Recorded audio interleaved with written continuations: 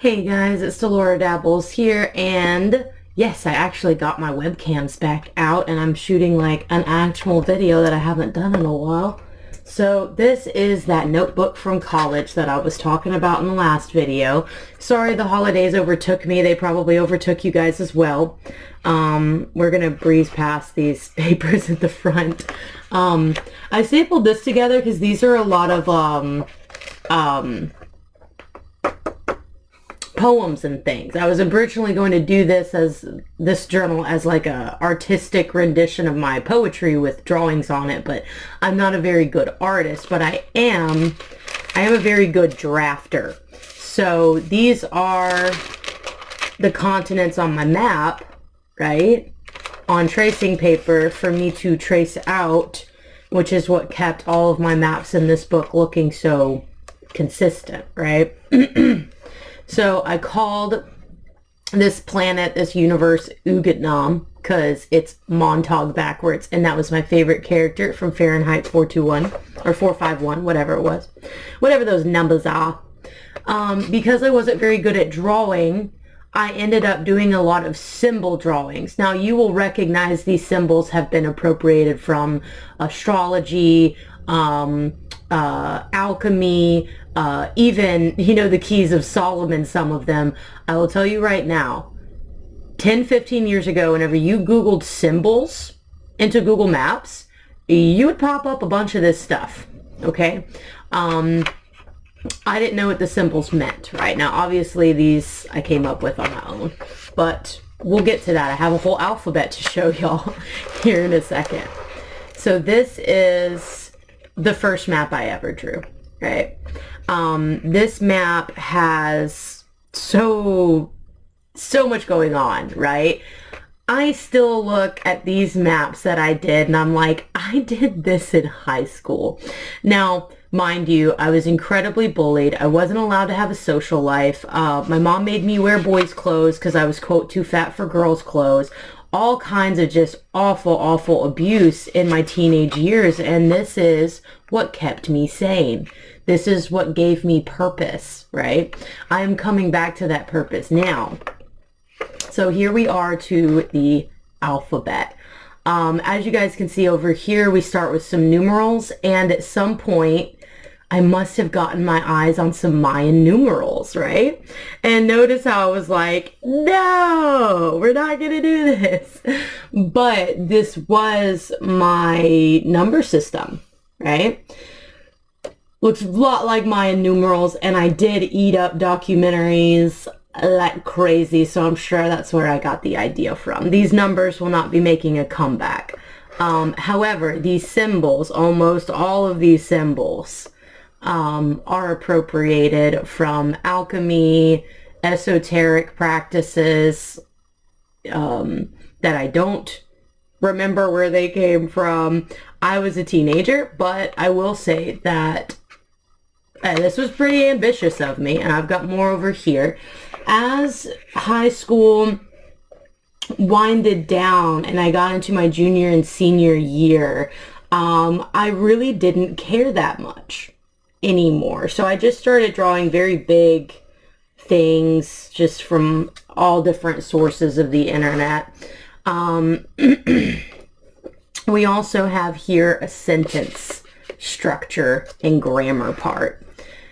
This part right here is the part that makes me laugh and smile at my high school self, because it's so weird, it's so different, and this is before I ever started reading anything about esotericism. Mind you, my mother hid any of her books pertaining to witchcraft and esotericism away from me, even though she had an interest in it herself.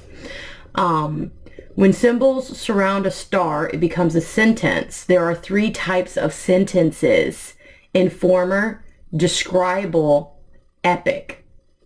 I can only show you, for they are not easily described.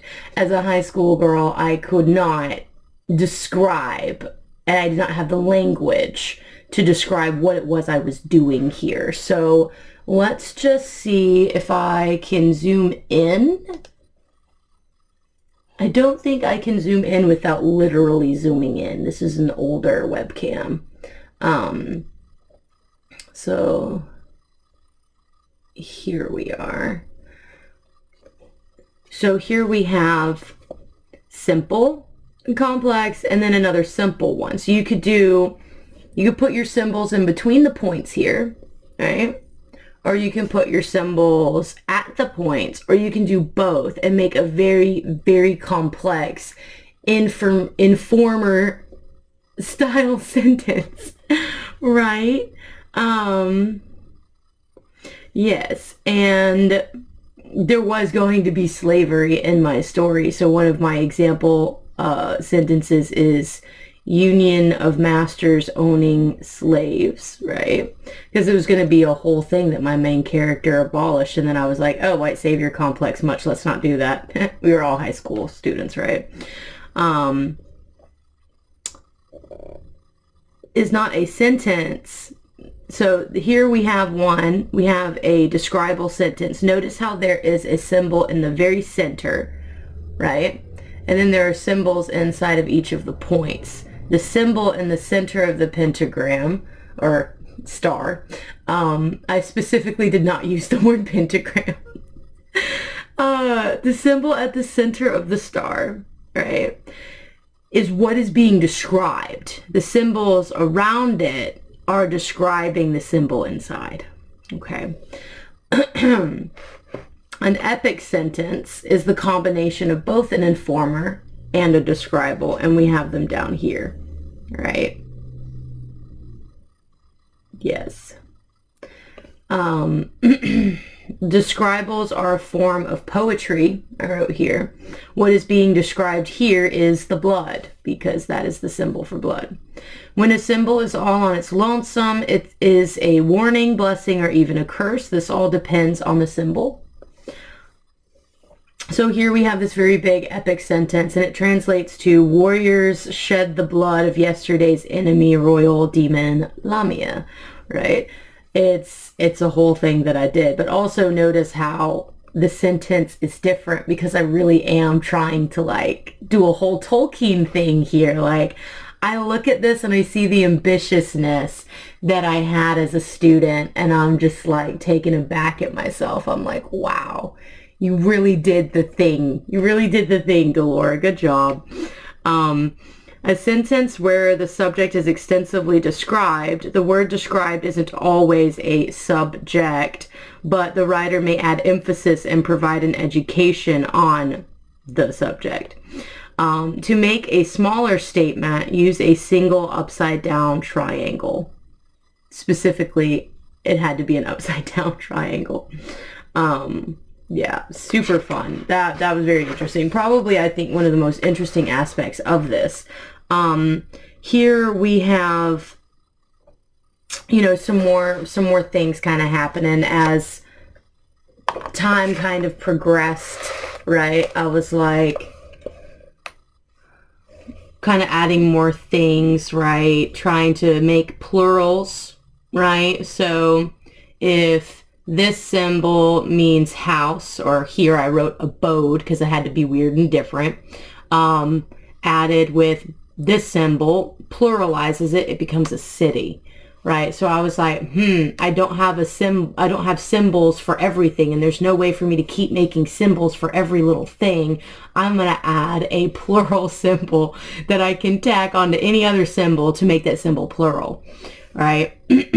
Or you add this, right? You can add two different symbols together, right? So you add violence to sing, and it becomes scream. So those two in conjunction become a new word, right? I'm actually going to pause this and turn a light on. Okay, guys, so I have changed up the lighting here, and hopefully it has gotten a lot brighter for y'all. So I also have a verb symbol, and I have a noun symbol. I have an and, right? And then this, I'm not really sure, combination of words to describe something complicated. So like if you just wanted to like throw 3 or 4 symbols together and then this one without making a whole brand new sentence, you could do that. I'm probably going to omit this and that, but for the most part, I do want to use this language. I just want to completely overhaul the symbols in it, right? Here we have a whole little timetable, another map, right? This is actually, I loved my castle blueprints, okay? I really wanted to see everything from a bird's eye view so that I could, in my spiral notebooks, write almost to the T. Oh, and then they went left down this hall and then right down that hall, blah, blah, blah, blah, blah. It's not necessary to do that as a writer, but in high school, like, I was like, oh, everything needs to be precise. Everything needs to be exact, right? So, yeah, this was the setting in which my first spiral notebooks came out of, and they are vampires, but I didn't call them that. I called them Nocturna because by this point Twilight had come out and I felt like devastated the vampire genre, right? So I called them Nocturna and I moved on. I had very much more of like an Anne Rice vibe to a lot of my stories. There was a lot of like unnecessary eroticism, right? Also, I am a high school student with no sexual experience, so a lot of it is just really funny to read now. I mean, I knew what sex was, but it's like, oh, honey. But here we have the eye switches. Now, you'll notice that it was their language, their symbol language that we were looking at earlier. I ran out of space for their family lineage, so I made more space. Ah! And I also wanted to make like an herbiary, right? So some of the like really cool things that don't exist there that exist here, right? I had a flower called bonewort, apparently. Blooms in the fall, makes a tea that is often used as medicine, laxative, and helps induce vomiting, regrows from dead roots. That's funny. All right, I also had some pepper fruits, right?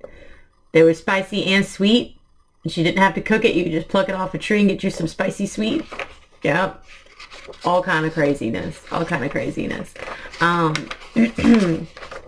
This map I was always really ashamed of, right? Because I felt like it didn't come out the way I wanted it to.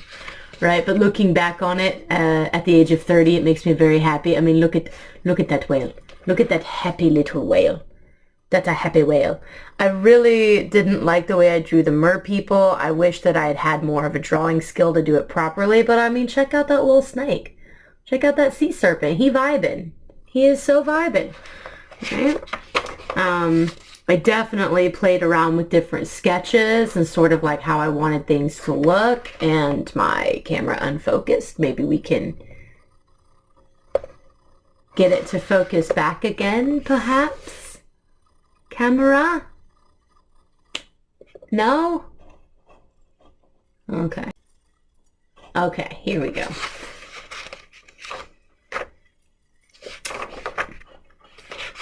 Yeah, I even had close-ups. So this is the South Pole. Of course, it's going to look different at different times of the year. So I was going to do that. Lots of exposition in this, surprisingly. This. Oh my gosh. I absolutely love this. I have to show you guys this. I had a friend named An in high school that was a very talented artist, right? She drew this for me for an early birthday present in 2010, right? Because she dated it. My friend An would beat me in the hallways at school if I did not write enough.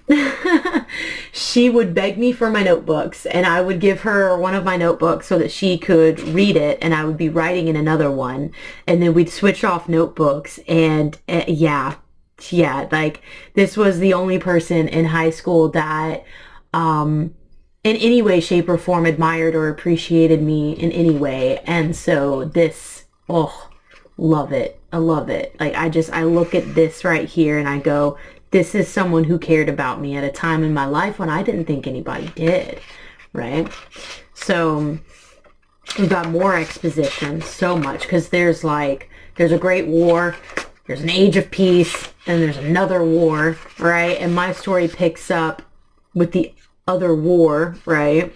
I I kind of talk about like the invasions and things. Like I didn't know anything about military tacticians or anything of the like, you know. I was very ambitious for trying to do this sort of thing, and I figured that because I'd read so much of ancient history that I was very well equipped to talk about war and life and death in a way that I just wasn't able to write about at the age of between the ages of 15 and 19.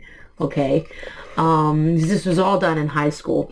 I think at this point here, somewhere up in here, right, when I was doing all the exposition and stuff, because On had skipped forward quite a few pages and drew this randomly, and then I kind of met up later to what she had drawn back in 2010. A lot of this from here forward was actually done in a lot of the exposition where I had completely stopped drawing at all was after high school, when I was in community college at Bishop State and was working on it in my spare time, which I didn't get a lot of because college. So here we have some more close-ups. Right, these are those islands, and I've got a map closer to here, I believe. Yes, these islands, pyong, pyong, right? More close-ups,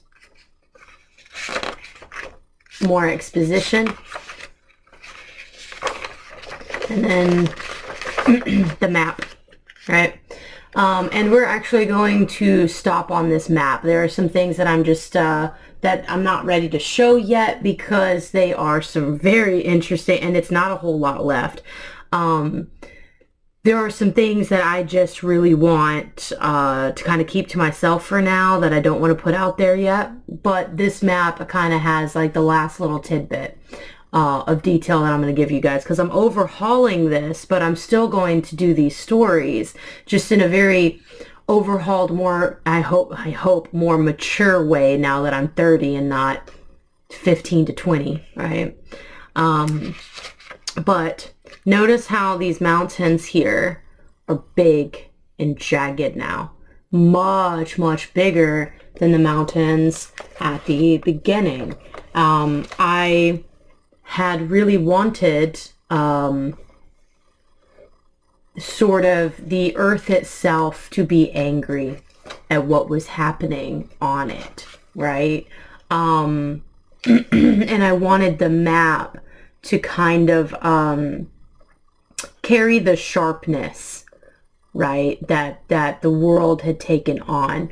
It is also not beyond me on a psychological level that the things that began to happen to me once I turned 18, right, if I had thought that the violence I was experiencing was bad in my home, right, being a grown woman out in the world and living with a boyfriend at 20, he almost killed me, and he was very, very abusive.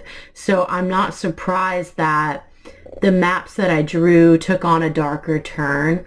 The story itself became one of war. I started coming up with the Lamia and the Turricula at that point. And I just really wanted the earth to kind of look as unwelcoming as my own world had begun to feel to me. So I think that this is something that I am going to treasure for years and years, probably for the rest of my life. Because I'll look at this and I'll think, man, somebody told this little girl she wasn't shit. And look what this little girl did. Look what this teenager did. Yeah, don't let nobody tell you shit, basically. Don't let nobody tell you shit. Because you're probably doing something that most people could not even fathom, right? And you may or may not have written it down. I wrote everything down. I think it's really good to return to projects, even projects that we feel like, you know, might not have been worthy of us or worthy of the world to see. I think this is definitely a time period right now where we all sort of need to get back to what makes sense to us, because the world isn't making sense right now. This is something that I drew in that time period, where I was living with that abusive man before he attempted to murder me. But this was kind of, yeah, these weird art pieces are sort of, I don't know. They kind of harken back to a time that is painful, but these drawings aren't painful to look at, right? I especially really like this one, and I kind of want to have it framed. Yes. Anywho. I will let you guys go with that. This video is 20 minutes long. It's not nearly as long as the first one I filmed. The first one I filmed was 30 minutes, and I was like, that's not acceptable. But I am actually going to type up captions on this one. I'm going to try and do like more professional, mature, where I care about the people watching my videos and whether or not they know what I'm saying, right? Not just for the deaf community, but also for the international community. So that's something that I want to hold myself to, right, in the year 2024 and beyond. Anyway, I appreciate y'all watching the video to this point, and until next time, happy dabbling and bye. I don't know how to wave at this angle. Bye.